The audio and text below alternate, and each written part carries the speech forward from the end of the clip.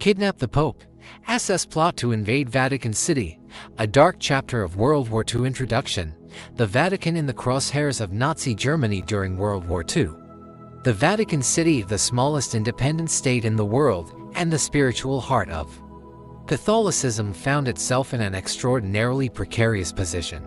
While officially neutral, the Vatican was a symbol of moral resistance against the ideologies of fascism and Nazism, particularly under the leadership of Pope Pius XII.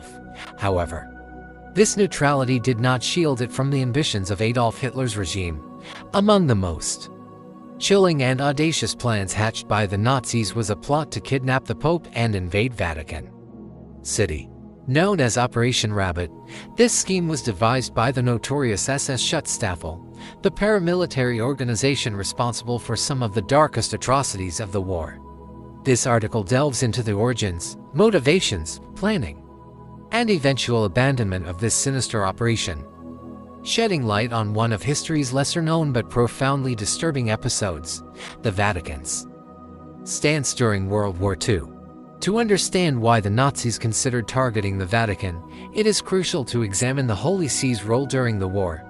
Pope Pius XII, who reigned from 1939 to 1958, adopted a policy of cautious diplomacy, while he condemned aggression and violence in general terms. Critics have argued that his public silence on specific Nazi crimes, such as the Holocaust, amounted to tacit complicity.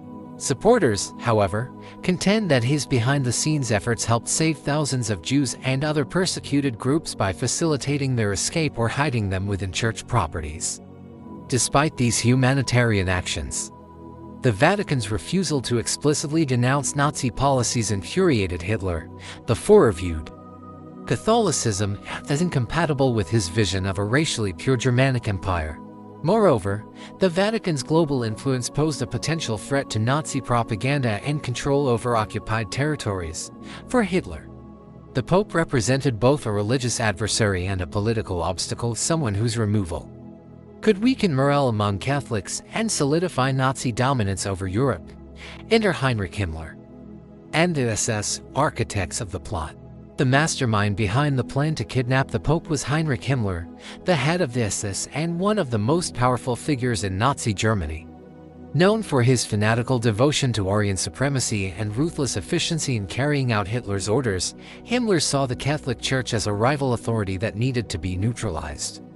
Under his direction, the SS began formulating detailed strategies to destabilize the Vatican and seize its leader.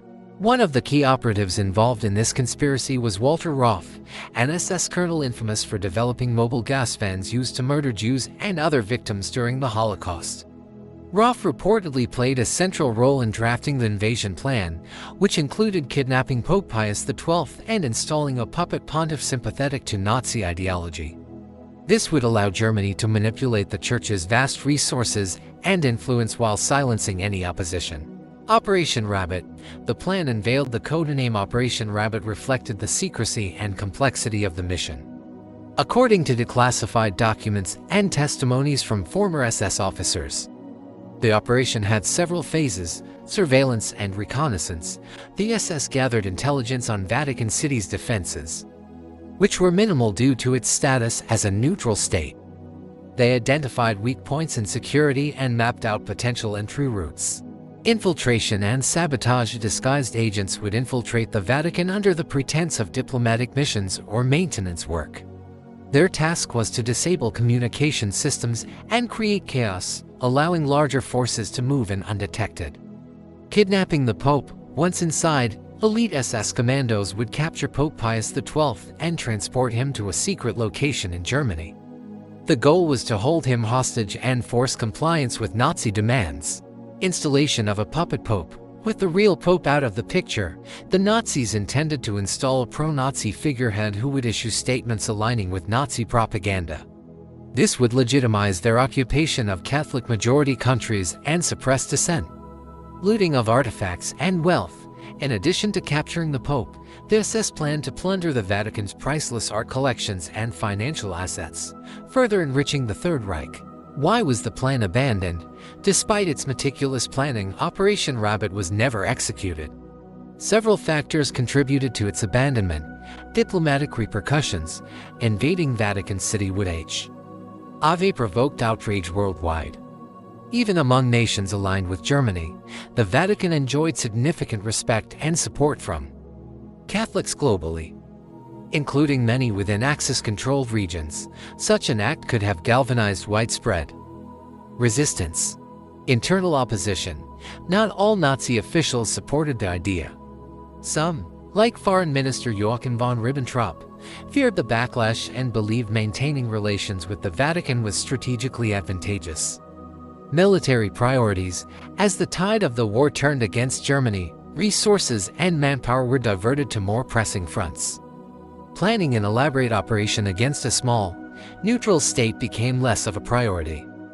Pope Pius XII's pragmatism. Aware of the risks, Pope Pius XII took measures to protect himself and the Vatican. He maintained low-profile diplomatic channels with Nazi officials, avoiding direct confrontation while continuing covert humanitarian efforts. Legacy and historical reflections. Though Operation Rabat was shelved, its existence underscores the extent to which Nazi Germany was willing to go to achieve total domination. It also highlights the resilience of the Vatican and its ability to navigate one of history's darkest periods without succumbing to external pressures. Today, historians continue to debate whether Pope Pius XII did enough to oppose the Nazis. While some criticize his silence, others credit his discreet actions with saving countless lives.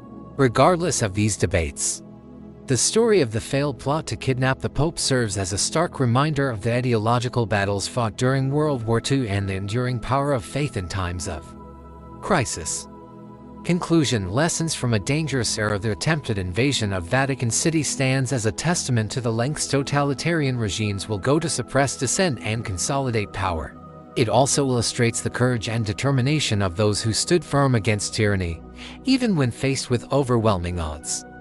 As we reflect on this dark chapter of history, we are reminded of the importance of safeguarding freedom, protecting institutions of conscience, and resisting oppression in all its forms.